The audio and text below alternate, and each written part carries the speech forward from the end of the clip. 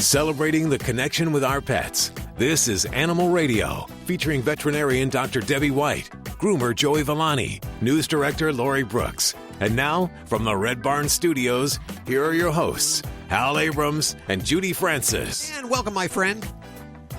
This call doesn't cost you anything. To ask your questions of Dr. Debbie or Joey Villani, the dog father, questions about your animals, please. Perhaps. I know you get all kinds of people that come up to you with their human questions, but we're trying to avoid that.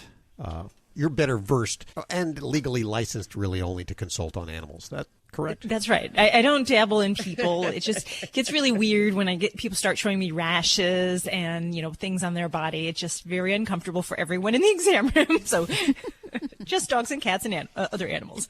On today's show, and this is pretty cool because I don't see a lot of videos online, but this video I saw, it was a video of an officer crawling across a partially frozen pond to rescue a dog. Aww. And he rescues a dog. The dog is okay, doing very well now. You have got this, officer? I do. I have him available. We're going to talk to him. Okay, that's on the way here on Animal Radio. Also, if you're buying, building, or remodeling a house, there's a way to do it to make it pet-friendly and make it so that, well, let's face it, pets cause a lot of damage to a house, especially if you have a cat. They can. Not if they're well-trained. Now, come on, we have to go for proper training. Oh, are you going to tell me your house is undamaged and immaculate? She doesn't have a cat. It is. Now, I no longer have a cat, but, if you do proper crate training for dogs, don't leave them unsupervised, and you keep them mentally stimulated, there's no reason you have to replace everything in your house. But it's good to be prepared. Okay, well, we're going to have Chad Hall on, and he works for a company called Remodel Mate. And he's going to give us some ideas for remodeling so that if you have cats or animals, dogs that are not trained as well as Dr. Debbie's, you'll want to be listening to him. He's on the way. He can save you a lot of money. He can save you a lot of money, certainly. Lori, what are you working on for this hour? Well, you were talking about videos, Hal. There was a viral video a few months ago about, it was an animal abuse case, but there is good news all the way around on that, and it's pretty amazing. It was in the U.S., and it had calls from all over the country, and still the investigators are getting calls. So we'll tell you how it's wrapping up. And we go to Richard. Hey, Richard, how are you doing? Doing great, thank you. Where are you calling from today? From El Monte, California. How can we help you? I have the whole team here for you. Well, I was at work last week. I caught a little bit of your episode where she was talking about the dog that was doing kind of like a bunny hop. Oh, yeah. Okay, yeah. Okay, it's an older Cocker Spaniel. We're kind of guessing her age because she was full-grown from a rescue. She was a breeding dog in Mexico that was rescued and brought up. And she is older. Now, when she walks her normal speed, she walks kind of normal, but we notice the same thing. When she tries to go faster, she does that bunny hop both legs at the same time. Okay. Also, when she lays down for a long period of time, she has a hard time getting up. Okay. And does she ever pick up a leg and, limp on a specific leg? Once in a while, she will limp on a leg. Okay. But she hasn't done that for a while. But occasionally she would limp. Okay.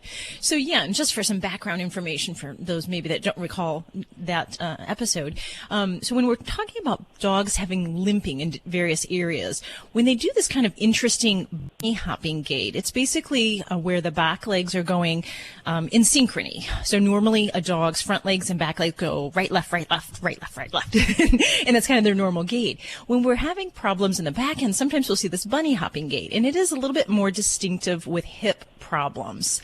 There can be other forms of limping where a dog may pick up a leg and hold it for a couple steps and then put it back down. But when we see bunny hopping, we really say, okay, maybe the hips are having some kind of problem. So, that can be confirmed by, a good physical exam and sometimes some x-rays as far as, what needs to be done. But anytime we do see this, we'd say, okay, what do we need to do for this pet? And that would be my question. What have you done so far? Well, this one we haven't really done too much. We had one before her that was blind, and she was on 8 medicines per day for years. Mm-hmm. Okay. We spent thousands on her. Right now we don't really have, most of the vets you go to, they want to do complete blood work, everything else, and before you walk out the door, it's, $400 or $500. Yeah. So really we haven't done too much. We've changed her diet a few times, but like I said, she is older.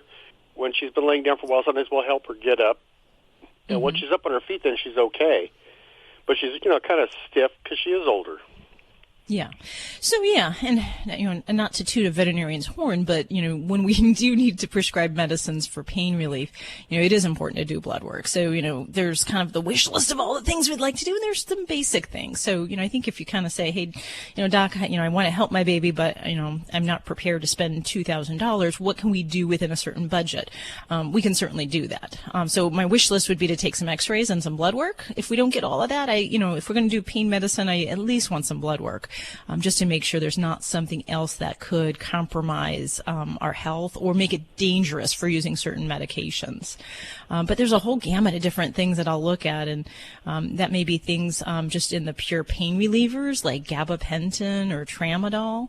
Non-steroidal pain relievers, it is important to make sure we do lab work, but there's some fabulous ones out there that are either once or twice a day and can really improve mobility, give pets more quality of life than necessarily quantity, or we're looking for real quality. Well, I've seen the infomercial or TV commercials for animal for like hip and joint medicine. It's supposed to not a pain pill, but it's a joint medicine. Oh, it's sure. supposed to help them quite a bit. That's why I was thinking of the glucosamine. Yeah, certainly you can start with glucosamine. I will be honest that when I hear a dog that's limping to the degree you're describing, glucosamine doesn't always do enough. But sure, you can start with that. It could take a month to month and a half for it to really to gauge whether it's doing enough. So that's the downside. It's not a really quick, way to say, oh, my pet's feeling better.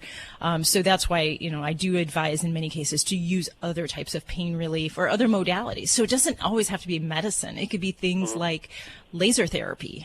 So if I know a pet has a bad hip or bad hips, using what we call a cold laser is a way to treat in kind of a physical therapy method that helps to decrease inflammation and pain and can keep an older pet moving, whether it be from arthritis or some kind of injury.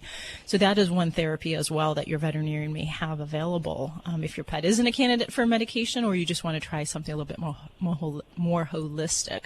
But glucosamine is a great thing. You can certainly try it. I do advise people, a little bit is the buyer beware. You do get what you pay for, and there are some fabulous veterinary ones that you can pick up either at your veterinarian or even online, some different pet catalogs, and those would be things that I would certainly look at starting and, sign up that visit for your vet to see what else you can do. What about a regular human glucosamine? Would that work also?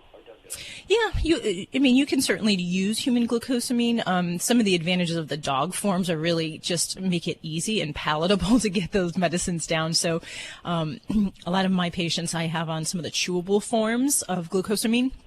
And those are, tasty. They like the way they go down, and it's not such a struggle to have to, force a capsule down your pet. So that would be my first suggestion, just for ease of long-term use. But yeah, if your pet's a good pill taker, you can certainly start with a human product and see how we do. And what kind of dosage would you recommend? Like about how many milligrams? We weighed her today about 22 pounds. Yeah, generally glucosamine is between 15 to 30 milligrams per kilogram, so that kind of puts her at the smaller dog size. Glucosamine is about 250 milligrams. A higher size is about 500. So I would say between 200 and 400 milligrams would be a good dose for her. Okay, we're good. Thank you very much. Okay. And if this doesn't work out, we will get her into a vet also. We promise. Oh, yeah, absolutely. And, I always kind of harp also on things you can do at home, and that's also make sure we do have a pet in good weight, because any extra weight your pet has, it puts more stress on those joints that could be having pain. So, do your part, make sure you do have a nice, lean, older pet that'll help them keep them moving longer. Okay, thank you very much. Thanks for your call, Richard. Calling from Los Angeles for the free Animal Radio app for iPhone and Android. You're listening to Animal Radio. Call the Dream Team now with the free Animal Radio app for iPhone and Android. Hey, it's Alan Cable with another dog tip. I go to the dog park a lot. Sometimes I even bring my dog, and I see people there communicating with their dogs like they would another person, talking to them like they're human. There's nothing wrong with that, but just so you know, your dog has no idea what you're saying. Your dog will never learn how to speak or act like a human, but you can definitely learn to speak dog. Your dog watches you a lot. He's studying your body language. Do you carry yourself like a strong, confident, and calm pack leader? Or do you get frazzled easily? Your dog is very sensitive to your state of mind. Dogs are always trying to find their place, to find themselves within a pack. If you're a strong, confident, secure pack leader, you make that job a lot easier for your dog. So your dog will be much calmer. We've all seen the dogs at the park that are barking constantly and acting like nervous wrecks. That's because they are. Most of the time, dogs like that have been forced into the position of being the pack leader. And that's just not comfortable for them. They need you to step up and be the pack leader. And how do you do that? Well, by learning to speak dog. Your dog watches what you do. He's not concerned with your words. So if he enters the house first, he's in charge. If he walks ahead of you on a leash, he's in charge. If he disrespects your space or other folks and jumps on you, he's in charge. If you let him bark like crazy and run amok, he's in charge. The question is, how do you become the pack leader? It all starts with leash training and knowing how to give your dog a correction, and only praising for the desired behavior. When he doesn't, you ignore him or you correct him. What is a correction? Pretty much it's like a tap on the shoulder. You're redirecting the dog's attention, putting him in the frame of mind you want him to be in. It's really important that you walk your dog, get all that energy out. It'll make him calmer and easier for you to train. You want him to walk at your side or behind you, not in front. Let your arm be relaxed down at your side. No tension. With a little slack so that you can flick your wrist when you need to and cause a correction. Of course, you're going to need a choke chain or something similar. You might have to correct him many times before he gets the idea he needs to walk right by your leg and not pull. But he will get the idea. Use the heel command a lot. Just that one word. Just be consistent. Don't lose your patience. Be calm. This portion of Animal Radio is underwritten by Fear-Free Happy Homes. Don't forget you can get your fix of Animal Radio anytime you want with the Animal Radio app for iPhone and Android. Download it now. It's made possible by Fear-Free Happy Homes, helping your pets live their happiest, healthiest, fullest lives at home, at the vet, and everywhere in between. Visit them at fearfreehappyhomes.com. And thanks, Fear-Free, for underwriting Animal Radio. Is diabetes keeping you from enjoying life's special moments? At U.S. Med, we understand the challenges you face, and we're here to help. With U.S. Med, I can finally manage my diabetes without it managing me. U.S. Med offers a wide range of services to simplify your diabetes care. Personalized care plans, convenient access to cutting-edge diabetes tech, and knowledgeable support. Plus, we'll check your insurance so your diabetes care may be covered at little or no cost to you. With U.S. Med, I feel confident and control of my diabetes. I can finally live my life to the fullest. Don't let diabetes hold you back. Choose U.S. Med and experience better birthdays, better adventures, better anniversaries, and better everything. Call now. U.S. Med. Better service, better care. 800-434-5019. 800-434-5019. 800-434-5019. That's 800-434-5019. I am the family dog, and it's that time of year again. The one where pet parents start looking for Fido-friendly hotels and destinations where Fido is welcome. Make no bones about it. Pets are part of the family, and we like to sniff out new places, and we hate to be turned away, especially when we're on our best behavior. So we won't be left out in the cold. Be sure to pick up a copy of Fido Friendly magazine to find the best hotels and destinations where Fido is always welcome. Go online to FidoFriendly.com and subscribe today. Live at the Red Barn Studios, you're listening to Animal Radio. Here's Hal and Judy. It is Animal Radio, and Judy has just wrangled to get a phone call with Officer Robert Voorhees. He was the officer that pretty much crawled across a partially frozen pond to save a dog. Risked his own life. Really did. You may have seen the video. It's all around. It's viral, as they say. As those kids, they say it's viral. And we'll talk to him in just a few minutes right here on Animal Radio. Also coming up, how much does it cost to have a pet? A lot. Are you considering, by chance, besides the vet costs and the cost for food and toys? That's what you think of. Yeah, that's what you think of. Have you thought about your house and the damage that's being done to your house, especially if you have a cat? Your carpets, your hardwood floors. You guys say that. I've had so many cats. I've never had a cat who sprayed. Really? Never? You've been Never. lucky. Yeah. Yeah, never. You've only had one cat at a time? No, I've had 8 cats at a time. Really? Sometimes. Holy cow. And no spraying? Yeah. Wow. No spraying ever. So what do they do? Yeah, that's amazing. Usually multi-cat households have some kind of issue. That Lori, she must have like an anti-stress device in the home. You know, like all the cats are getting Reiki or something like that, so like they're all happy and on a good emotional plane. Lots of catnip. Chad Hall, he works for a company called Remodel Mate, and he'll be on in just a couple of minutes to tell us how we can pet-proof and make our pet-friendly house better and easier to manage as far as damage goes. And Lori, what are you working on over there in the newsroom? There's lots of new laws around the country. You know, we've had such cold, freezing, let me just say freezing. Yes. I could put some other words in there. Some freezing weather lately. And there are now laws, luckily, in fact, one whole state has a brand new law about tethering dogs outside.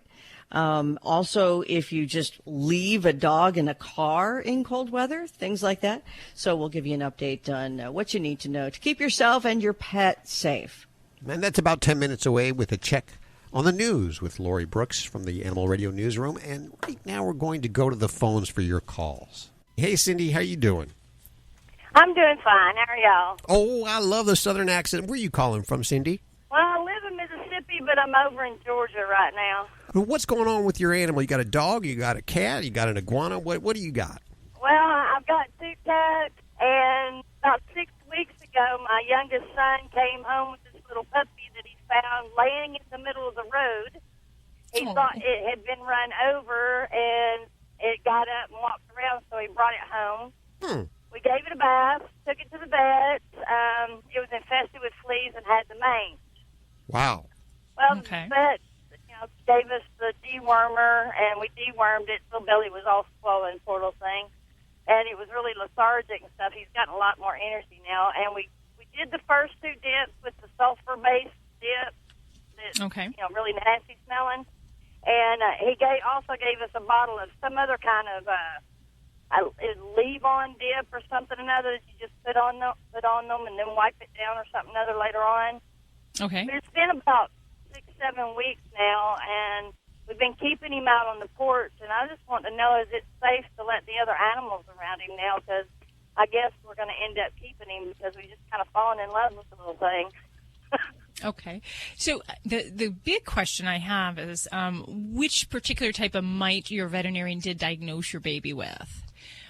Did they say if it was the Sarcoptes mite or the Demodectic mite? He didn't say. He just told me to make sure we all washed our hands because it would spread to us.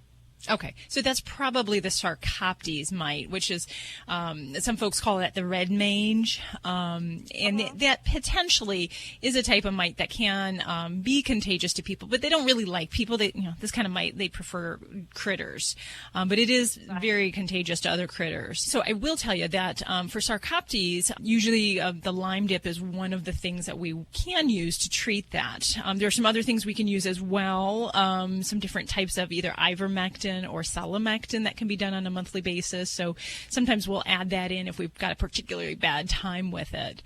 If we're treating everything appropriately, most pets will get over this within just a matter of a few months. And it's just a matter of kind of what else is going on.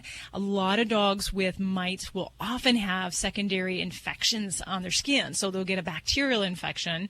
And so we need to make sure that, you are staying close with your veterinarian because a lot of times we'll have to treat with an antibiotic on top of some of these other things as well. He is getting his hair back, and he's more energetic. He does yelp every now and then. We can't figure out why he's yelping. It's almost like he's in pain. You said that he had some other problems with the worms and such. So have those things been checked up with the vet as well to make sure those are gone? No, I'm out on the road, and I haven't had a chance to get home and take him back to the vet. Okay. Well, I mean, it sounds like, you're hitting everything with the appropriate medications. It's just going to be a matter now to decide when we're going to be done and over with this. Really, what I like to do is to make sure that we can prove that those mites are gone. So normally that's going to be based somewhat on physical exam. So we're going to see that the hair's looking better, the pet's feeling more comfortable, we're not itchy, scratchy. But we really need to prove that those mites are gone. And we do that by rechecking that skin scraping. So I would make sure we keep up with the protocol until we can do that. And hopefully we just be a matter of another few weeks or so, and you'll be done and past that. Hey, don't forget you can get your fix of Animal Radio anytime you want with the Animal Radio app for iPhone and Android. Download it now. It's made possible by Fear Free Pets, taking the pet out of petrified. Visit them at fearfreehappyhomes.com.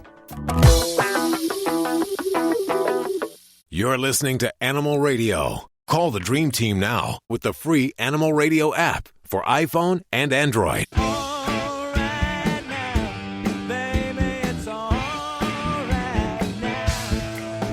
Hi, this is Paul Rogers and Cynthia Rogers on Animal Radio. Just know that it's going to be all right, meow.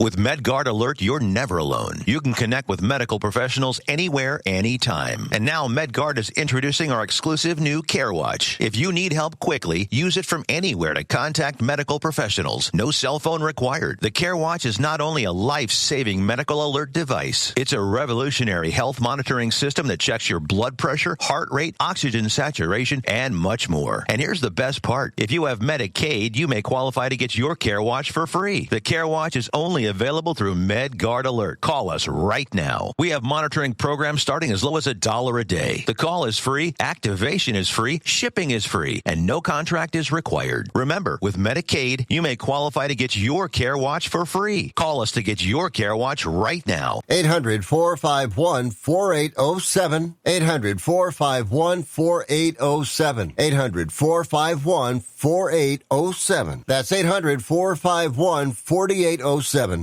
Calling all dog lovers. Little River Inn in Mendocino is the perfect coastal escape for you and your pup. Enjoy ocean view rooms, dine together in their new heated cabanas, and wander the beautiful trail from the inn straight to dog-friendly Van Dam Park and Van Dam Beach. Adventure, comfort, and wagging tails. Find it all at Little River Inn. Book your stay at littleriverin.com. Hey, this is Nicole Sullivan on Animal Radio. Please spay and neuter your pets, please. You're listening to Animal Radio. Find us at animalradio.com. Log on, learn more. This is an Animal Radio News Update. I'm Lori Brooks. Hey, there's good news about the kitten that had the unfortunate circumstance of starring in a viral video last month. We told you about it. Spot, a little 3.5-pound calico kitten who was tossed into the air by a teenage boy in the Southern California city of Ontario. Police estimate that Spot was thrown, like you would throw a football, 25 feet high into the air for a distance of about 75 feet. Most everyone who saw the video was shocked because the boy kissed Spot before he leaned back and threw the kitten, kind of like a goodbye kiss that he had given her. And then he made a long pass as he would in a football game. But he made that pass not with a ball, but with the kitten. Vets who have been treating Spot weekly say they too are amazed that she survived with only her major one injury being a fractured right front leg. There were so many calls to police about that video that officers ended up going door to door in the neighborhood where they kind of narrowed it down that it happened. They were looking for clues about the suspect, and they got what they needed. They got their guy. The San Bernardino County District Attorney's Office has now filed a charge of felony animal cruelty against the 16-year-old suspect. The detective on the case says that he has been inundated still with calls from around the country from people demanding justice for Spot. Well, the weather has been so cold for the last few weeks. How cold? Well, it's super cold, okay? The law enforcement community is reminding pet owners to keep their pets indoors. And, of course, it's not just been cold for a day or two. It's been a couple of weeks of sub-freezing temperatures in about half of the country. In Pennsylvania, dog owners there are reminded that it is now illegal to leave their pets tethered outside in the cold, and those who are caught doing so could face fines and even jail time for tying up animals outside longer than 30 minutes in temperatures below 32 degrees. That new law in Pennsylvania went into effect in August. Also in Pennsylvania, when dogs are outside, they must also have access to a clean and dry shelter that allows them to maintain their normal body temperature.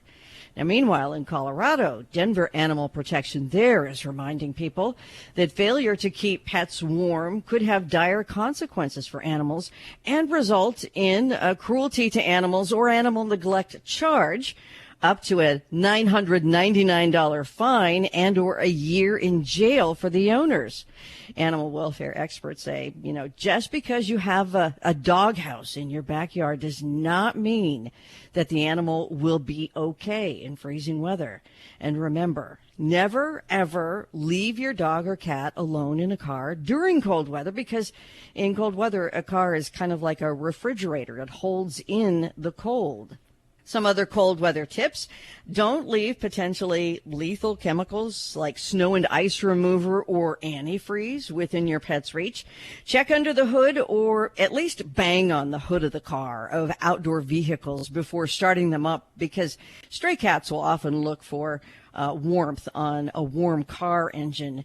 And remember, animals burn a lot of extra energy by trying to stay warm in the wintertime, and in this extremely cold weather, it's prolonged and really hard on them. So feeding them a bit more during the cold weather months can provide some much needed calories. And yes, there are even heated bowls that will keep water from freezing in the winter, and heated things that you put in your bird baths if you're a bird lover for outside. I'm Lori Brooks. Get more breaking animal news anytime you need it at animalradio.com. This has been an Animal Radio News Update. Get more at animalradio.com. Hi, everybody. This is Frankie Avalon, and I love Animal Radio. Keep listening. You're listening to Animal Radio. If you missed any part of today's show, visit us at animalradio.com or download the Animal Radio app for iPhone and Android. It is Animal Radio, celebrating the connection with our pets. And those of you that know me know I'm not a big social media guy. You won't find me on Facebook. You won't find me on Instagram. You won't find me checking out videos all day. However, you will find Judy doing that. And if there's any important videos... That's my job. That's her job, is to pass them on. And she actually passed on a great video. This is one of those videos that was captured from the front dash of a police car during a police call. And you may have seen it. If you haven't seen it, if you're like me and you don't peruse the videos, it's actually an officer crawling across a partially frozen pond to save a dog. Had fallen through the ice. He has no coat on. It looks brutally cold. It looks like he could have easily fallen through, as you say, Judy. And he rescues the dog, and it's an amazing story. Have you seen the video, Lori? I have, and I noticed, like Judy did, he's not wearing a coat as he bellies out, does that sniper crawl real cautiously onto the ice. But he gets that dog out so fast. It's quite incredible. He is truly a hero. And I mention this because a lot of times the cops get a bad rap. I mean, you'll see a news story about how a cop shot a dog. They get a lot of bad raps. But this cop here, he is a true hero. And we actually have him on the phone. Is that correct? Yes, we do. He is Officer Robert Voorhees. He works for the Hopewell, New Jersey Police Department, and he joins us. Hello, Officer Voorhees. Hello, good afternoon. How are you guys? Very good, thank you. So now tell us, how did this all come about? Was this a call that you had to attend to, or did you just see the dog? This was a 911 call. It was not my zone of responsibility. Another officer was responding, and it was during a snowstorm. And it was about 20 degrees out, around 6 o'clock on December 15th. Another officer was responding, but the roads were horrible, and I was relatively close, myself and Officer George Peterson. So we responded and arrived along with our paid fire department at the time. and the dog was clearly in distress. The woman had said that the dog had fallen in and been in there probably about 10 minutes, and it was very obvious that the dog was not doing very well. And at one point, the dog had gone under the water for about 5 seconds and came back up, and I said, I can't wait. Yeah, I've seen some videos of rescues, and the guys that go out, I mean, there's several guys, they have these suits on that, I guess protect them from the cold. It doesn't look like you have even a jacket on. I don't. At the time, the fire department was waiting on a boat to get there, and the boat had just arrived. However, the boat was an inflatable boat that was in a box that they still had to inflate, and they said it would take about 10 minutes. And they were putting their suits on, and I knew we didn't have time for that. The dog was not doing well. So I had one of the firefighters tie a rope around my waist. I took my jacket off because I had a feeling I was going to get wet. So I didn't want anything weighing me down. And at the time, I took my gun belt off, and I took my personal body camera off as well because I didn't want to get that damaged. And I decided to crawl out there. I had my coworker, Officer Peterson, hold onto the rope, and he's one of my personal best friends at work and outside of work as well. I trust him with my life. And I said, I'm going to go out there. When I get this dog, just pull me back in. And he knew exactly what I wanted. That dog really wanted to get out of the water. And when I got out there, it came right to me. I was able to get the collar, and then once she put her arms up, Officer Peterson knew it was the time to pull us in, and he saved us both. Now, what kind of dog was it? It was a one-year-old Rottweiler. Wow. It didn't look that big when it was underwater, but when it came out, it was pretty big. Yeah. What was that, Lori? Did they have you on a winch? Because you can tell, you said that that's your best friend and he loves you, and you can tell that because like the moment, I don't even think the dog is all the way out of the water yet, and you are zooming backwards. Yeah, he didn't think it was a good idea for me to go out there, but he was supportive, and he decided that he basically saved us both. If it wasn't for him trying to get back out of there, the ice could have cracked, I could have fallen in, and at the time, I was still wearing a bulletproof vest underneath my uniform, and that was soaked with water as well, because there was probably about an inch of water on top of the ice from the dog splashing around. So I was pretty soaked by the time I got out of there, but not soaked. How big of a dog lover are you? I love dogs. I love all animals, and I actually got my first puppy, my own personal puppy, just a few weeks before that incident. It really hit home for me that if this was my dog, I would do anything it took to get this dog out. Was the owner there? The owner was there. She was extremely grateful. The second I got out of there, I was a little bit emotional, and I went up and I gave her a hug because I know, how I would feel if that was my dog. And we gave each other a hug, and I told her, I have a puppy at home. I couldn't imagine what you were going through. And then I tried to get them to warm the dog up, and the dog wanted to play. It was fantastic. But the best part of this entire incident was I did an interview for a few news agencies around here a couple days later, and I got to meet the dog in better circumstances. Oh, good. And that she's okay. Oh, good to hear. Well, I'm so glad you came on the show today. We salute you for doing what you did.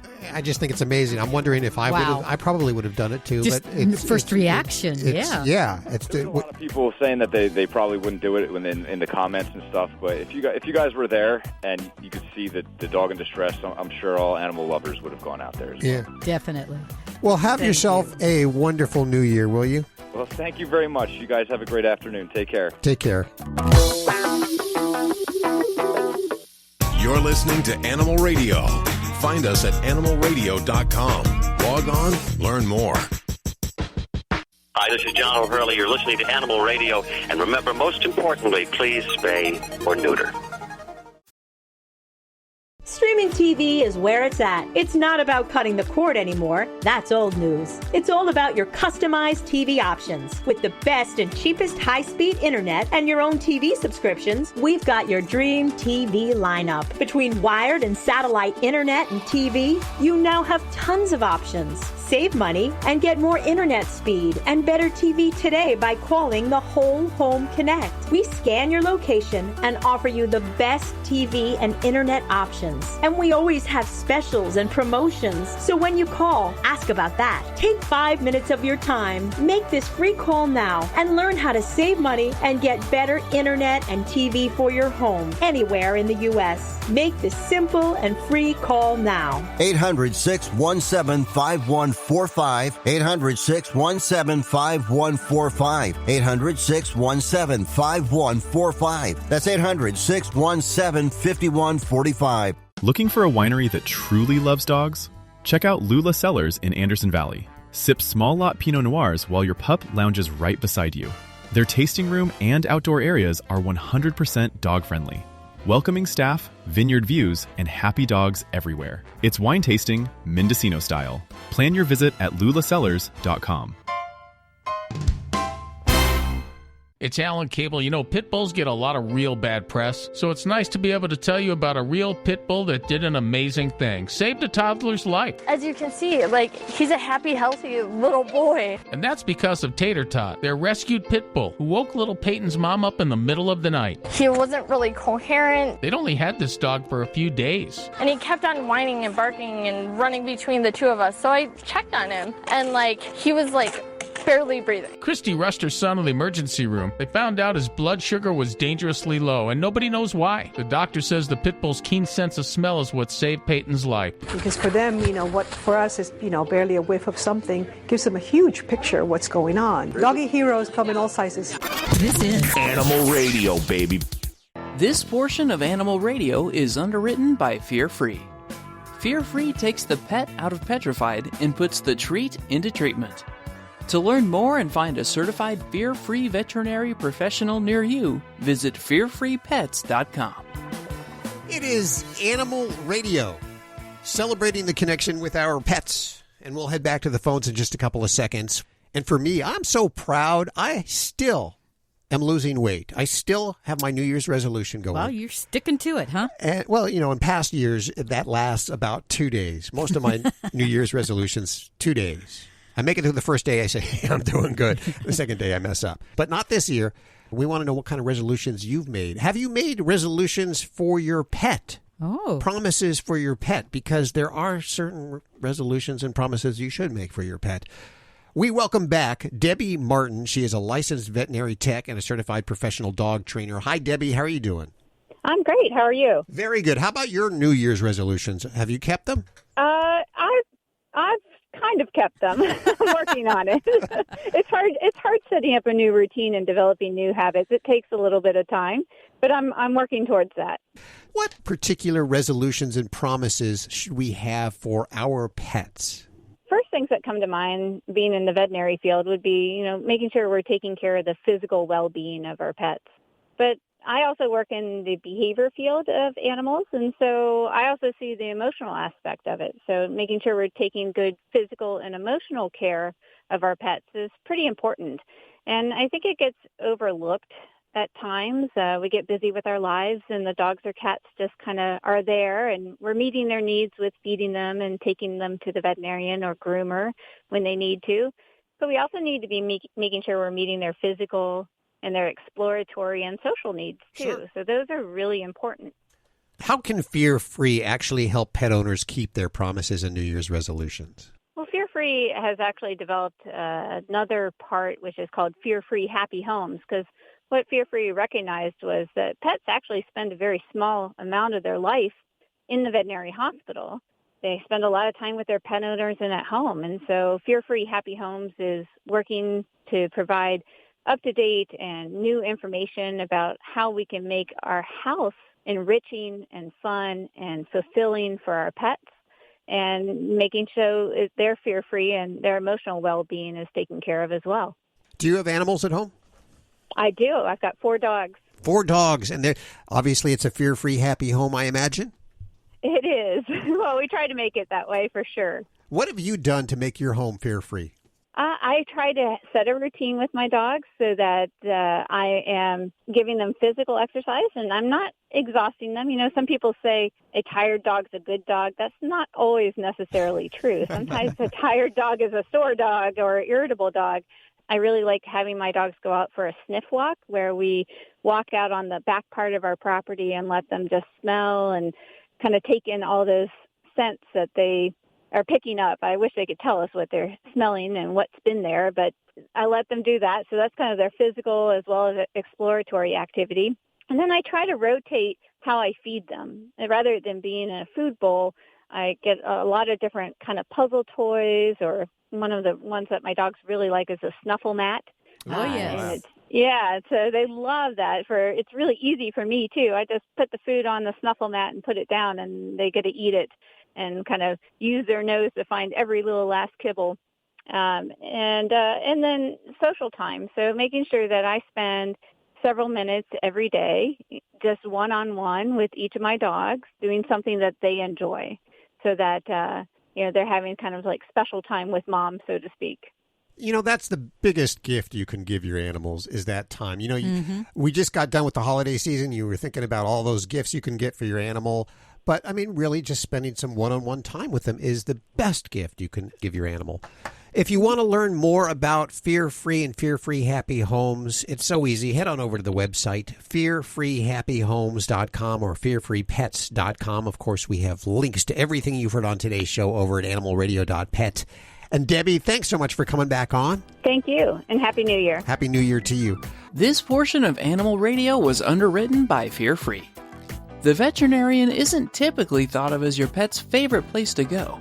With Fear-Free, that all changes.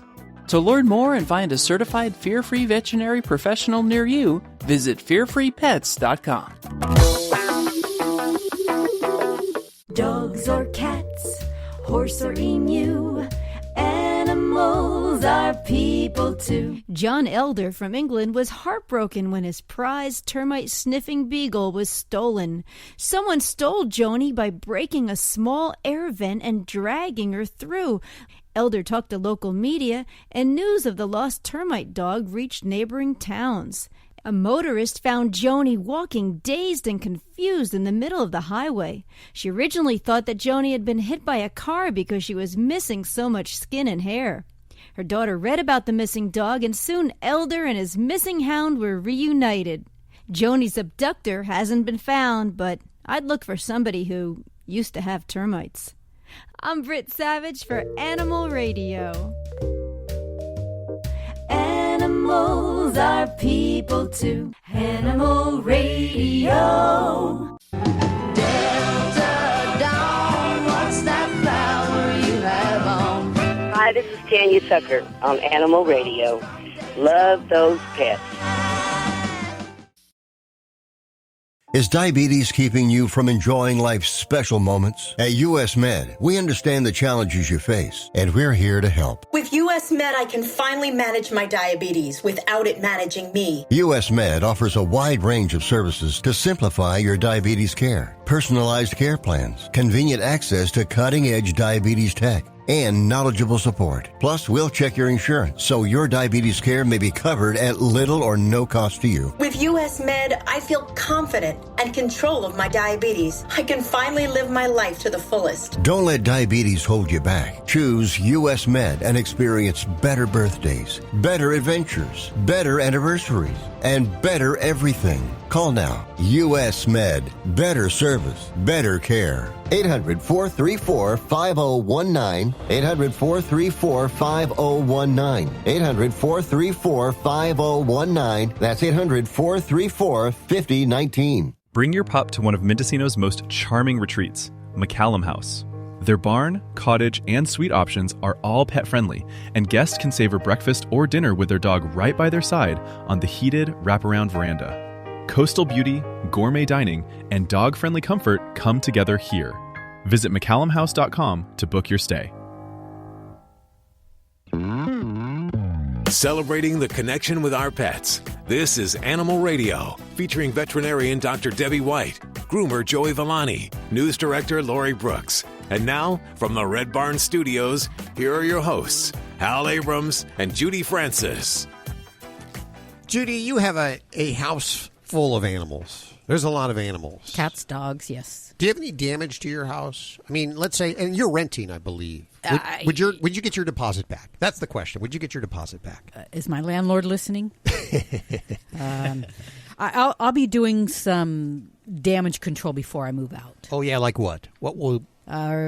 Replace baseboards and really? kind of touch up hardwood floors. Yeah, I'll do as much as I can before I move out. The carpet, I don't know if the carpet can be salvaged.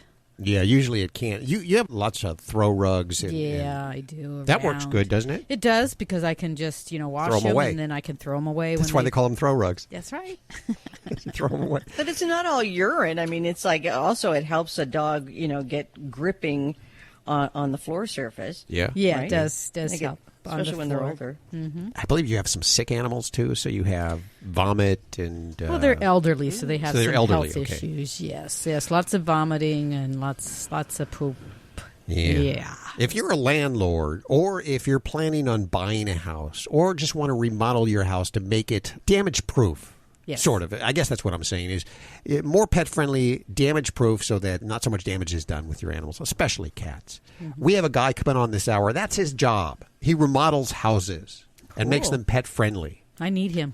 Yes, you do. I have a lot of questions for him. He's coming up in just about 40 minutes or so. Lori, what are you working on over there in the newsroom? We have for you coming up the top 10 dog-friendliest states. Top 10 dog-friendliest states. Let me tell you, this list is going to turn your world upside down because it's kind of unconventional. Really? Okay. Uh-huh. That's on the way. Who did the list? Do you know? Safewise.com. Safewise. Is that like an insurance company? Do you know? They deal with safety issues. Safewise repairs and place. Really? Isn't there? There's a little ditty, I think. Or is that Safe Light? That's what I don't know. I always thought that was. I don't know. I think I'm making it up. The only jingle I remember is the Oscar Mayer theme. And why it's up there, and I can't remember important things like what to do today. Are we going to go to the phones, Judy? Yes, let's go to the phones. We got lots of calls. The number's toll free. Doesn't cost you a penny to reach out to Dr. Debbie. We have Kathy on the line. Hi, Kathy. Hi, how are you doing today? Good. Dr. Debbie's right here for you. So what do you got going on there? Well, I have a 2-year-old. She's a female, short-haired. I got her. She was only a day old. Mom abandoned her. And anyway, she celebrated her 2 years of being here. But she has a problem that I can't quite figure out, and I don't know if it's emotional or if it's a physical problem. We've had several cats, and I've seen them chase their tails before, but nothing like this one does. She actually gets angry at it. She'll bite her tail. She'll actually hiss and show her teeth, and she goes in circles one way and then goes in circles the other way. Anybody that's ever seen her, they think she has a problem too, but I didn't know if this was something that, and she doesn't do it all the time. It's kind of like we'll be sitting and watching television, and all of a sudden maybe she'll start doing that, and it's not like she's starving for attention. I'm there all day with her. And when she's doing that, you can't touch her. She won't have nothing to do with you. And what if you do touch her? What does she do if you try to touch her at that moment? Well, when you try to even approach her, she just runs off, and then she just continues to growl and goes in her circles, or still upset with her tail. And it seems to be that tail that she doesn't seem to be able to control. It'll slap her in her face, and she'll continue to run around, and like I thought, she'll go in circles one way. She'll stop, and she'll go in circles the other way, and all the time that she's doing that, she's growling or trying to, and sometimes she does catch her tail, and then she doesn't know what to do. She just gets angry at it. Does she bite it or injure it in any way? Well, I don't think she's drawn any blood or anything like that. She does occasionally catch up with it, like even when she sits in my lap, she will start growling, and then her tail, we actually will hold her tail down to seem to keep it from twitching and doing its little thing, and she seems to calm a little bit. Alrighty. Now, does she have any other problems where she, like if you pet her, does she have any problems where her skin crawls or she tries to attack you if you're petting her? No, but she does have one other thing, and she doesn't do this to anybody else but me, but like I'll be standing and I'll maybe have my arms to my side, and she'll actually jump up and kind of almost nip at me, She doesn't do that to anybody else. It just seems to be she likes to get even with me, I guess. I don't know. and then does she have any kind of skin sores, anything where she's chewing herself, itching elsewhere like on her body, anything like that? No. Okay. No. Well, let me back up. About 3 months ago, she did have some little red marks, and we ended up going to the vet, and they did give us some topical, but then it was gone, and he thought it was just an irritation of some sort, but that's not her tail. That was more like by her groin, or her back area there, but this is just a tail thing, it seems to. Yeah. Okay. Well, this isn't unheard of. I mean, it may seem like you're the first person to have to deal with this crazy behavior. But yeah, we do see this. And the good thing for you is that she's not traumatizing that tail, because I do see cats that will start to attack their tail, chew it. And I've actually had some chew it down to the bone where we have to amputate the tail. And the causes of this behavior can be from a couple different sources. There's some overlap, so it does take a little bit of some looking to figure out what we might be dealing with. There are some kitties where it's just a behavioral problem, almost like an OCD kind of thing. And for them, sometimes we'll talk about behavior meds. There are kitties that have skin disease, things like allergies, food allergies, and it's generally also, we see other skin-related problems going along with this. So it's not always just the tail that they try to attack or that they're bothered with. They generally also will chew, lick, or have other types of skin problems. So if that's any possibility, then I'd encourage you to have your veterinarian do kind of like a skin workup, whether we're looking into allergies with diets or medications or what have you. We get into some of the more bizarre causes of tail chewing and attacking the tail for kitties, and those are pain syndromes and what we call hyperesthesia syndromes. Those are kind of a little bit more unusual, but we can see some kitties that have spinal problems or types of pain that can affect the very far nerves into the tail area, and those are kind of a little trickier to figure out. And if there's, she sounds like she's a young kitty, so probably not horribly in the arthritis category. But for old cats that do this kind of thing, I definitely check them for spine arthritis, hip problems, because we can see some problems where they'll start to mutilate their tail. But for your little baby, I would say that I might go looking towards some of the behavioral possibilities here. If we're at all worried about something like a neuropathy or a pain type problem, it would be kind of the equivalent of in people where we have like the pins and needle type sensation. And if you're a cat and that happened to you, you can almost imagine what a cat might do. So in some of these situations, chewing on the tail or attacking the tail would be consistent with that type of pain response. So for some kitties, I'll put them on a drug called gabapentin if we're worried about that kind of pain that they might be having. Little bit of some challenges. Like I said, the good thing for you is that she's not injuring herself at this point with the tail. So you've got a little bit of time and room where we can try some things. And my strategies, I try to start with some of the simple things first. So I might try things like a hypoallergenic diet. I might try some environmental enrichment with some of the interactive toys, things that move, things that she has to kind of work on to kind of take her attention away from her tail. And with the realization we may need to get into trying a behavioral medicine. For kitties like this, I might say maybe something like fluoxetine, which is like a kitty Prozac. Clomipramine is another drug we'll use for some of these obsessive behaviors. And see how she does with that. And sometimes just kind of committing to just a couple courses of therapy is kind of how we figure out, all right, let's mark this off the list or not, whether that could be a cause for that.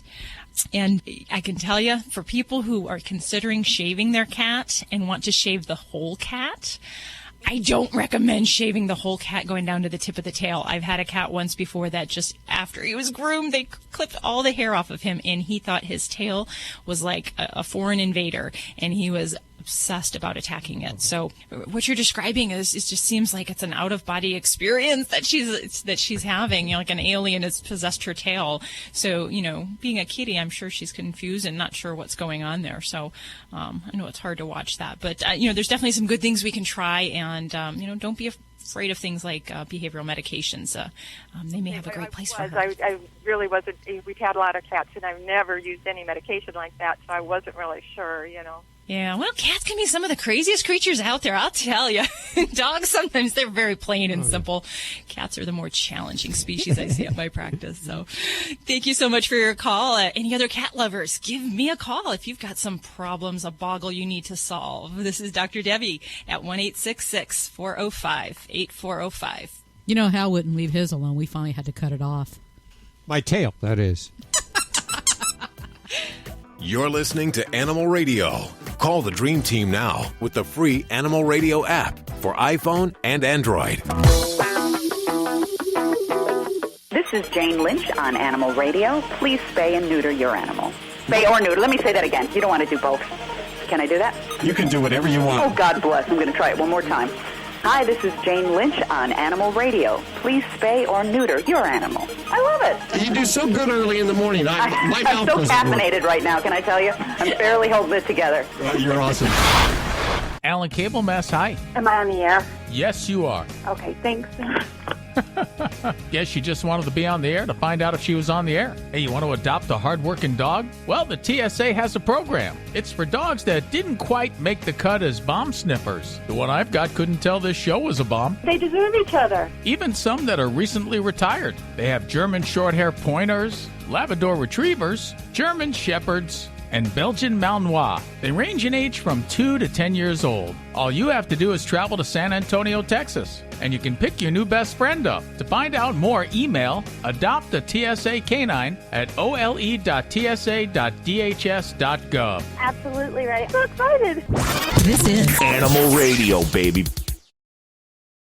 With MedGuard Alert, you're never alone. You can connect with medical professionals anywhere, anytime. And now MedGuard is introducing our exclusive new Care Watch. If you need help quickly, use it from anywhere to contact medical professionals. No cell phone required. The Care Watch is not only a life-saving medical alert device, it's a revolutionary health monitoring system that checks your blood pressure, heart rate, oxygen saturation, and much more. And here's the best part. If you have Medicaid, you may qualify to get your Care Watch for free. The Care Watch is only available through MedGuard Alert. Call us right now. We have monitoring programs starting as low as $1 a day. The call is free, activation is free, shipping is free, and no contract is required. Remember, with Medicaid, you may qualify to get your Care Watch for free. Call us to get your Care Watch right now. 800-451-4807. 800-451-4807. 800-451-4807. That's 800-451-4807.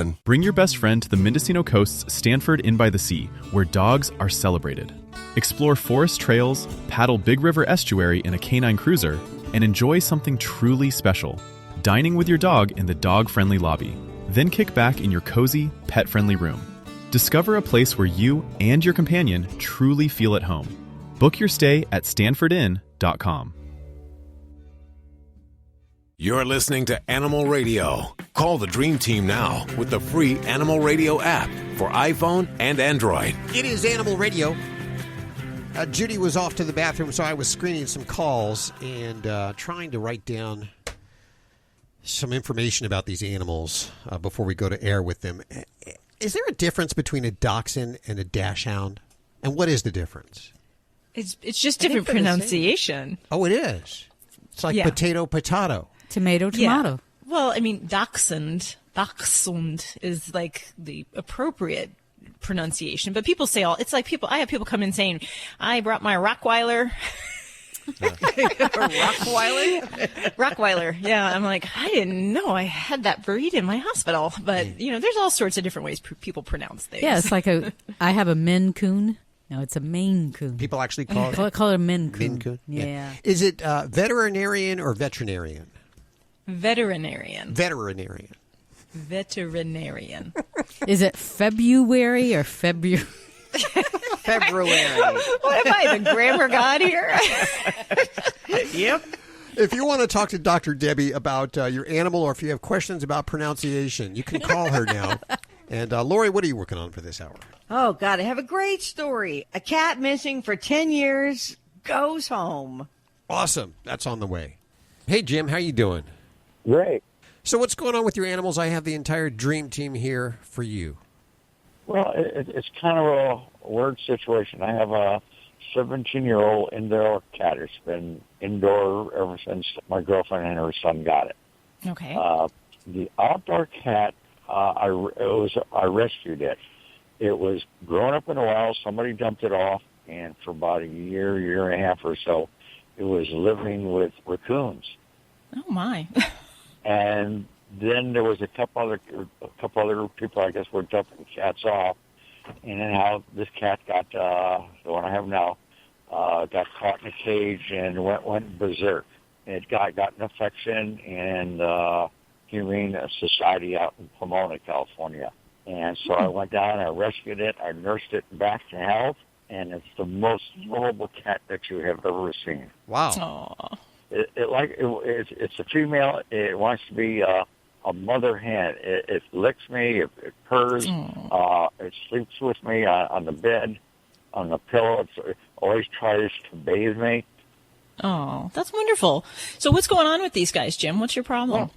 Well, I see bumps every now and then. I don't see fleas or ticks or anything, and they have been scratching up the kazoo. Oh, okay. All right. Do they have any sores on their bodies? Well, I see bumps. I can feel bumps, but when I look, it could be sores, but I think it's from them scratching or biting or picking on themselves. Ah, okay. All righty. So if we see little small bumps or feel them on cats, especially if they're kind of like, if you look at them closely, they might be a little pink, a little kind of almost like a pimple, and sometimes they'll have a scab on them. Then that can be a condition we call miliary dermatitis, and it's miliary kind of like millets is kind of like what it looks like, little bumps.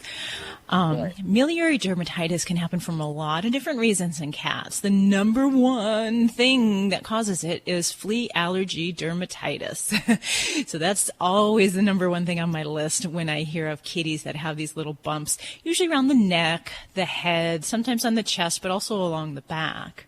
Right. There are some other causes of that as well, and that might be things like a bacterial infection, allergies or food allergies, and even things like ringworm. So cats don't always have to get ringworm with like a hair loss like a person does. They can actually get these little bumps. So since you do have a kitty going outside, I'm going to say number one thing we need to focus on is flea control. And the funny thing that I always have this conversation with folks about cats, and a lot of folks will say, oh, I never see fleas or any evidence of fleas on my cat. And that's because in many cases, cats are doing what they do best. They groom, and they groom themselves really well. So we can't count on seeing evidence of fleas on cats. If we're in an area that has fleas, and especially with having one going outside, we really need to treat appropriately with that. And that might be a combination of a oral product such as Comfortis, along with a topical product on a regular monthly basis. So that is by far the number one thing I'm going to ask you to do for both cats. The other thing, and if we do have fleas, to realize is if you have that one cat going outside, we are going to struggle. We are going to struggle hard to control fleas and any resulting skin side effects because of that. So if we're really concerned about getting this under control, we'll try to keep the outdoor cat indoors for about a month's time so we can really do our best to try to get the flea control under our belts there. But then, this would be something, if you haven't already taken the babies to the vet, we'd want to do that and just make sure we don't have something like ringworm, and check to see if we need to be on an antibiotic, or if they do see fleas, sometimes we'll use a bit of a steroid just to help decrease the itch so we don't have so much self-trauma as a result of the itch, because dogs, cats, they can have flea allergy dermatitis, which means they are unreasonably itchy from the bite of the flea, from the saliva. So it doesn't have to be that we have tons of fleas. It could be one flea. And if you have an allergic pet, they are just going crazy from that itch. So that's when we'll often use things like, prednisone or other types of steroids just to help kind of quiet down that reaction there. So you got a little bit of work there, Jim, but, work with your veterinarian and see about getting the right treatment and the right products. So, this is something I definitely like to work with my clients, because some of the topicals alone aren't going to give us the quickest relief, especially with flea allergy dermatitis. We got to use some of these quick kill type products, and many of them are the oral forms. Right. Well, you're doing something right, Jim. You got that 17-year-old cat. So give those babies a hug and a little scratch. And thanks so much for your call. You're listening to Animal Radio. Call the Dream Team now with the free Animal Radio app for iPhone and Android. This is Animal Radio. Streaming TV TV is where it's at. It's not about cutting the cord anymore. That's old news. It's all about your customized TV options. With the best and cheapest high-speed internet and your own TV subscriptions, we've got your dream TV lineup. Between wired and satellite internet and TV, you now have tons of options. Save money and get more internet speed and better TV today by calling the Whole Home Connect. We scan your location and offer you the best TV and internet options. And we always have specials and promotions. So when you call, ask about that. Take 5 minutes of your time. Make this free call now and learn how to save money and get better internet and TV for your home anywhere in the U.S. Make this simple and free call now. 800-617-5145. 800-617-5145. 800-617-5145. That's 800-617-5145. Calling all dog lovers.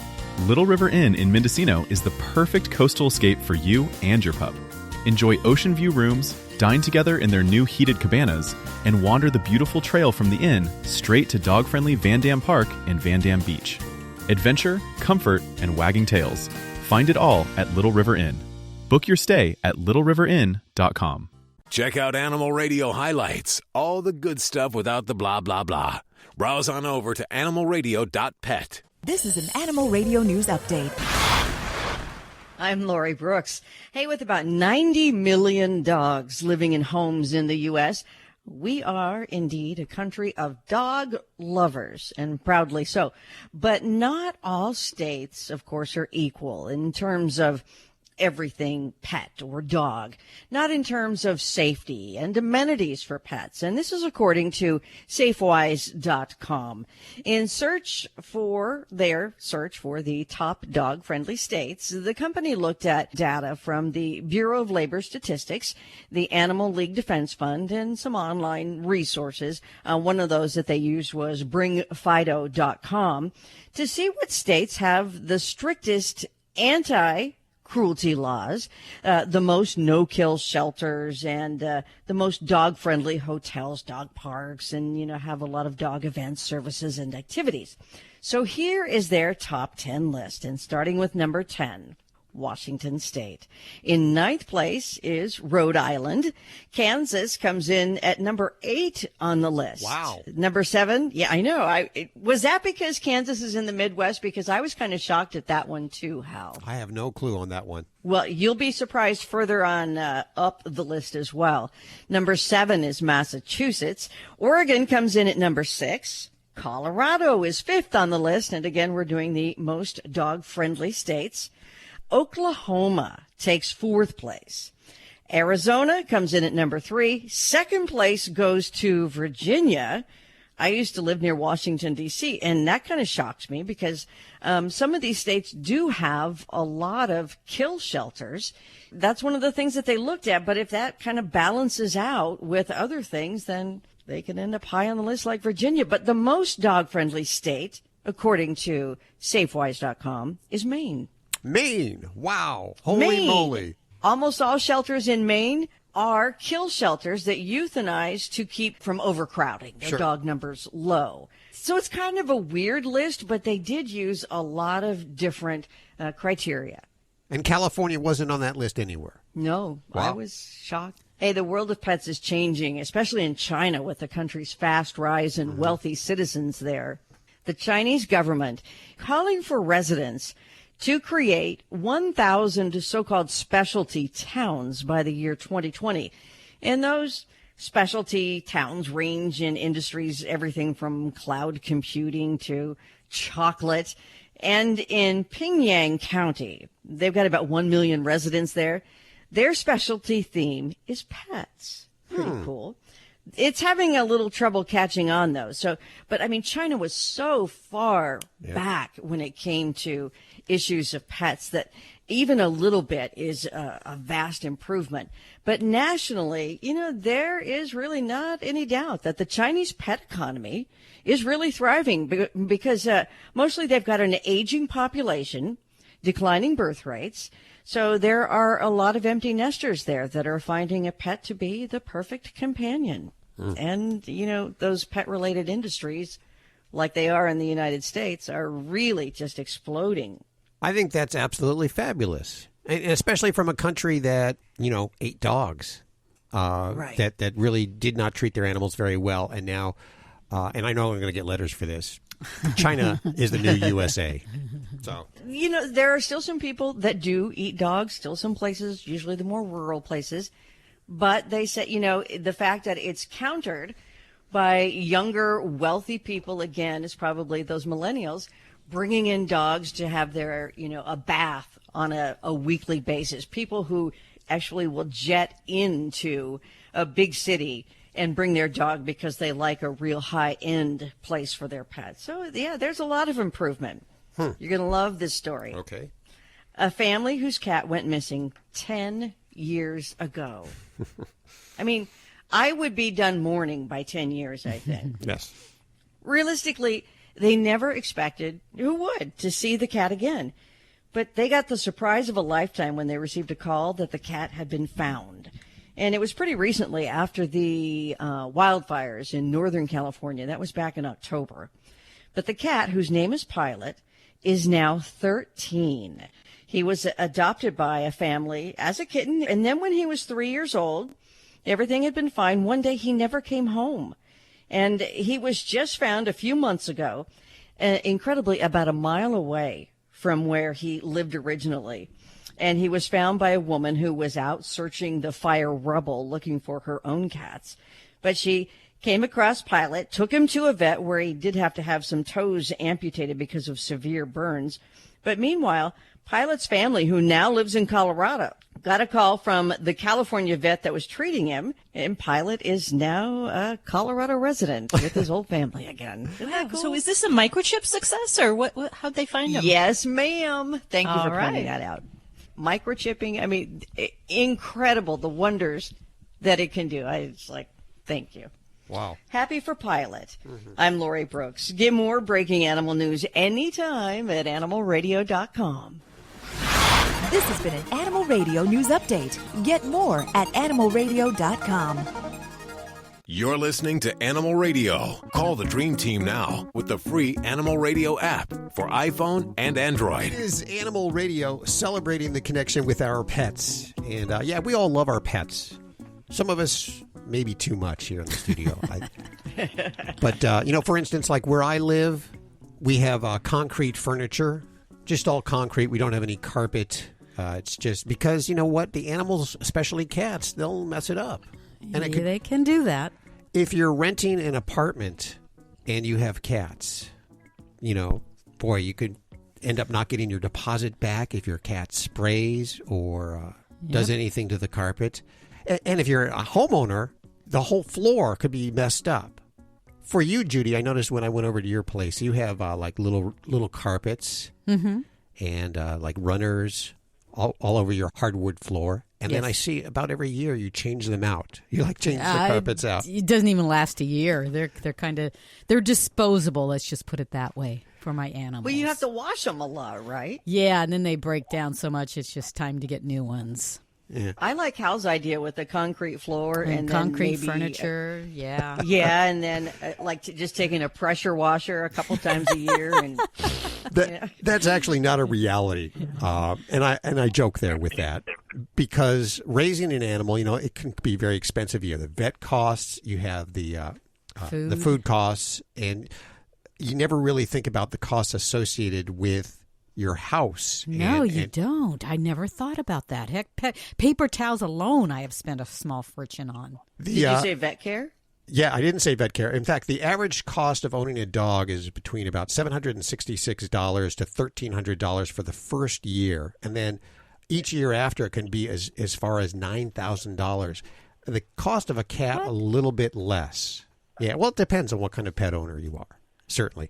We have Chad Hall joining us. He is the CEO of Remodel Mate, and he knows exactly how to build a house or remodel a house for a pet, and that's why I have him on the air today. Hi, Chad. How's it going, my friend? Pretty good. So one of the things we need to think about when we're either buying a house or remodeling a house that will make it more pet-friendly?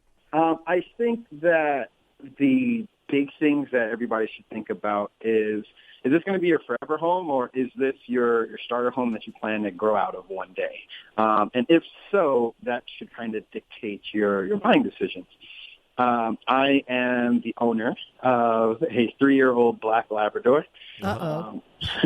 Her name is Cairo.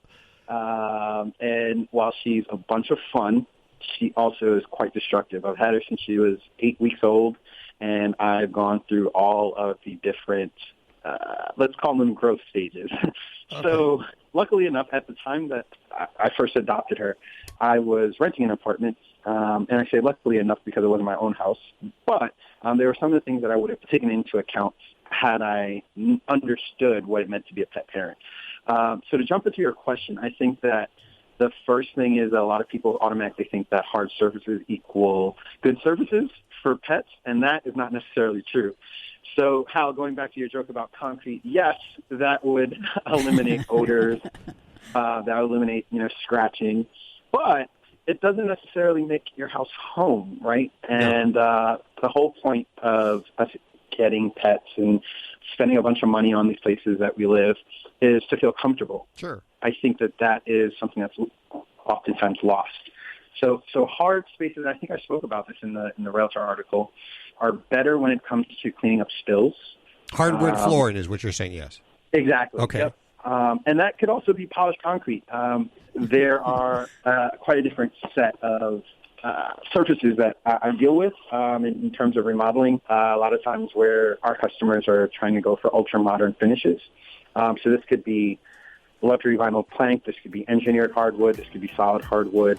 I think those are good things to take into account, but I also think that customers that come to us always are trying to figure out how to solve one problem and not necessarily all problems. We are with Chad Hall, and he's telling us how to remodel our house so it's pet-friendly and not so easy to damage. And I'm not a hardwood kind of guy, but coming up next, we'll find out some other alternatives to hardwood floors. Stick around. This is Glenn Close on Animal Radio, urging you to spay or neuter your pet. Is diabetes keeping you from enjoying life's special moments? At US Med, we understand the challenges you face, and we're here to help. With US Med, I can finally manage my diabetes without it managing me. US Med offers a wide range of services to simplify your diabetes care. Personalized care plans, convenient access to cutting-edge diabetes tech, and knowledgeable support. Plus, we'll check your insurance so your diabetes care may be covered at little or no cost to you. With US Med, I feel confident and control of my diabetes. I can finally live my life to the fullest. Don't let diabetes hold you back. Choose US Med and experience better birthdays, better adventures, better anniversaries, and better everything. Call now. US Med. Better service, better care. 800-434-5019. 800-434-5019. 800-434-5019. That's 800-434-5019. Looking for a winery that truly loves dogs? Check out Lula Cellars in Anderson Valley. Sip small lot Pinot Noirs while your pup lounges right beside you. Their tasting room and outdoor areas are 100% dog-friendly. Welcoming staff, vineyard views, and happy dogs everywhere. It's wine tasting, Mendocino style. Plan your visit at lulasellars.com. It's Animal Radio, and we are with Chad Hall. He's from Remodel Mate, and he's helping us figure out how to remodel our homes so that our pets don't cause damage to it. And he just suggested hardwood floors. Not a big fan. If you don't want to do hardwood floors, a lot of people like carpeting. Is there a certain kind of carpeting that would be better for pet stains? Yes.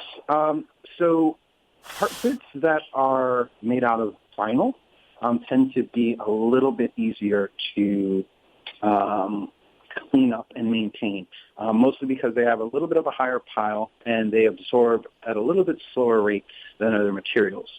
So if you're going to go with hardwood floors or any type of hard surface, then I definitely think that you should follow the recommendation of runners, an area rug, just because they help protect those surfaces from scratches. But if you definitely like carpet, then I would just say that you should look for one that, and they market this all the time, they're pet proof. They absorb moisture a little bit longer, a little bit slower. They take cleaning So either high scrubbing or something like a heat steamer, a lot better. Do they still make those little squares that you can, throw one away, pull up a square, and put down a new square of carpet? Yes. The ingenuity behind the manufacturing of those types of carpet is getting better, too. So back in the good old days, you could only find that pretty much like office carpeting. Right. Very low pile. Uh-huh. And when I speak about low pile, I hope everybody understands that. It just means it's not as soft and luxurious. It was pretty much office carpet that came in these squares, which put together like a jigsaw puzzle. Yeah. But today, you can walk in any Home Depot or any Lowe's and get, a nice luxurious carpet that comes in a million colors, a million different pile types, and materials. Or different compositions. So you can kind of think of it as like T-shirts come in polyester, they come in cotton, they come in tri-blend, and your carpets also come with varying compositions. So you'll want to look for those that are high pile and will be marketed as pet-proof. They'll absorb moisture a lot less. They'll take a beating when it comes to cleaning, and that way you don't have to worry about replacing 1,500 square feet of carpet. You can just worry about like this 2 foot by 2 foot. Yeah, square. that's a clever idea. I like that. Here's one I don't know if you can help with. I had this cat who had a habit of maiming mice, and then the cat would bring the mice in the house. The mice would crawl into the walls where they would probably die. The house would stink. Then we'd get maggots, and then we'd get flies. Yeah. Move. Just light a match and move. Yeah, I'm with you. The true answer, Hal, is that there isn't really a way to kind of curb the nature's instinct, right? Most cats are going to still have some type of hunt left in them. What I would say is that it might be a little bit easier to mitigate the risk just by understanding, how your pet tends to, hunt. Okay. So we have a client. Her name is Layla. She has both rental properties and then a home that she lives in herself.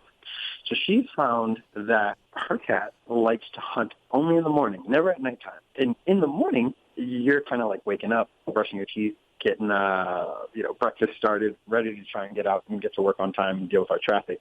So she's never ever really checking to see did we bring home any friends today? Some that may just be maimed and still be trying to figure out a way to get away. So I would say those are really the best things. Otherwise, you just need to have an exterminator pretty much on speed dial, and it's expensive.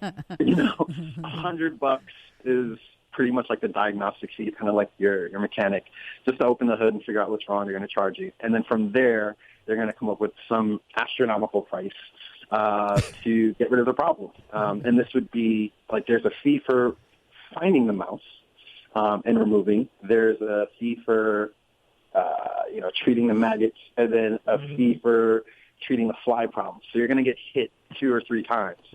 So there's not really any way to avoid that from happening. Hey, Chad, go ahead. Can I ask a question? Absolutely. Hey, Chad, I was wondering if you're building a new home or remodeling, what's maybe the wisest investment for the money? I see a lot of homes these days that have, extra ledges built into walls for cats to walk on and things. What would the best investment be? I'm going to speak to this from personal experience. I don't have a customer story this time around, but more so trying to figure out just a place that all rules are off, all bets are off, and your pet can be themselves in your home. At least because then you can kind of quarantine anything that might go wrong to one space in the house. The problem is that when you create a scratch post, pets are kind of like children, right? If you say, hey, this is where you should have fun, then it automatically becomes not fun. But if you kind of trick your pet into thinking that this is just another part of the house, but they know that this is where all the fun happens, then you can always kind of understand where any potential damage would be. And now at least it's 100 square feet of carpet, of baseboards, trim, of anything that you would have to be replacing. Versus just a free-for-all all around the house. A pet room. Yes. Yeah. A pet room, yeah, for sure. Mm-hmm. These are just a few ideas from an article that was in Realtor.com, and we'll put the article over at animalradio.pet. Chad, we are out of time. I have so many questions. We're going to have you on again sometime. Is there a website where people can learn more? Yes, the website is remodelmate.com. There we can help with all project sizes, big or small. We love pet customers, but we can help any, from the smallest jobs to the biggest jobs. We just want to make sure that you guys have a good example and a good experience. We'll do it again sometime. I appreciate it. Take care of yourself. Okay, it is time for us to get on out of here. Remember, if you need your fix during the week, it's so easy. Head on over to animalradio.pet and download the Animal Radio app. It's for iPhone, BlackBerry, and Android. Bye-bye. Bye. See you next week. This is Animal Radio Network.